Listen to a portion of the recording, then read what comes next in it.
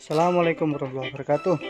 Ya, kalau kita kemarin bahas pakanan kering yang seperti ini pakan kering yang siap nanti dipakankan. Nah, sekarang kita bahas tentang pakan basah. Lihat, ini pakan basah. Ini terbuat dari tebon jagung beserta jagung yang muda. Ini prosesnya sama, difermentasi. Sebelum difermentasi digiling dulu, dipotong-potong dulu.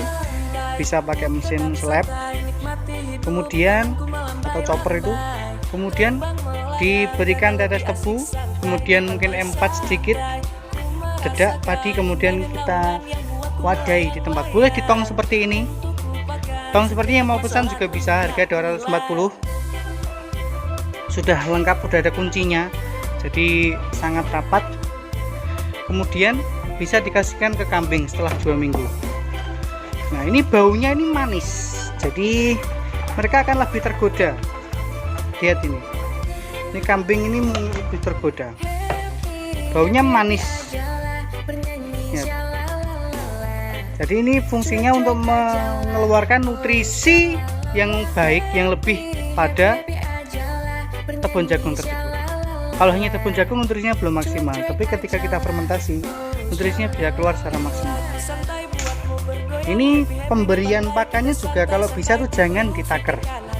Kita di sini memberikan pakan tuh pasti lebih. Karena apa? Kita tidak membatasi rizki kepada kambing tersebut. Ketika kita membatasi rizki, maka Allah juga akan membatasi rizki bagi kita. Kita jatah pakannya kambing, padahal kita tidak tahu nanti mereka laparnya kapan.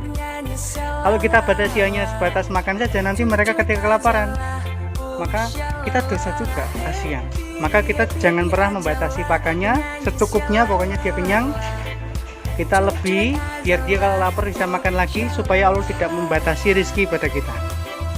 Jadi perbanyak. Ini proses pemberian pakan. Tadi sudah diberikan minum, sekarang pakan. Ya, ini fermentasi yang agak basah. Ada fermentasi kering. Jadi tidak selalu kita berikan kering, tapi kita berikan kadang-kadang juga basah. Kambing juga lebih doyan, lebih sehat juga. Ini ada yang tanduknya sampai muter juga ini tuh. Nah, kita berikan pakan dulu. Ya, ini proses pemberian pakannya. Kita kasih berlebih pokoknya. Habis berlebih, lihat nih. Semua juga pada makan, pada doyan. Memang kalau sebelumnya nggak pernah diberi fermentasi, mereka tidak akan doyan. Akan tetapi memang bisa dibiasakan. Biasanya untuk proses pembiasaannya itu dalam waktu 2 minggu. Setelah mereka sudah biasa makan fermentasi, ya lahap makannya. Pokoknya kita lebihkan, karena kita tidak tahu kapan kambing itu lapar. Mungkin sekarang mereka makan, tapi bagaimana kalau siang hari mereka kelaparan? Nah, makanya kita lebihkan, karena kita akan memberi dia pakan lagi pada sore hari, biar mereka kalau butuh makan tinggal makan, tidak perlu andalnya kita. Yang penting kita sediakan terus. Kalau makannya sisa, masih ada hewan yang mau dengan sisa pakan kambing ini, kita berikan pada kelinci seperti kemarin. Kelinci doyan sisa-sisa sini, dengan cara ditambah dengan dedak padi sedikit, kemudian dengan tetes tebu campur air, akan mau. Jadi insya Allah tidak terbuang makanannya. Biasanya kalau kelinci itu pasti habis, biasanya rata-rata habis kelinci ya. Jadi jangan pernah ragu untuk ternak. Katanya ternak nggak untung, ternyata juga untung juga kok, banyak untungnya juga kalau mau telaten dan tahu caranya. Kalau asal kebanyakan ya biasanya hasilnya tuh sama dengan modalnya. Ya nggak apa-apa, untuk pertama bisa pengalaman. Gini, semuanya doyan pakan fermentasi.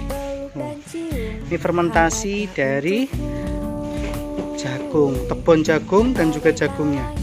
Mereka lahap makannya. Ini masih ada loh, masih makan jagungnya, masih kebagian jagungnya. Ya, lihat ini. Nah, masih ada yang minum, karena tadi yang sana memang belum. Sebelum diberi makan, diminumi dulu. Lihat, ini masih minum, dan sini belum tak kasih pakan tambahan, karena mereka harus minum dulu sebelum makan. Nah, ini kita tambahin lagi pakannya supaya lebih banyak. Tidak apa-apa, makan kebanyakan tidak apa-apa. Biar mereka tahu kalau udah kenyang akan berhenti, kalau lapar akan makan lagi. Jadi tidak ada kambing di sini yang menahan lapar. Ya, kalau bisa kita juga jangan sampai kita membatasi rezeki bagi hewan. Hewan yang kita miliki itu adalah tanggung jawab kita, rizkinya juga. karena kita tidak membebaskan mereka, jadinya kita tidak boleh membatasi rezekinya. Kita kasih kebutuhan mereka supaya Allah juga kasih semua kebutuhan kita. Ya, terima kasih.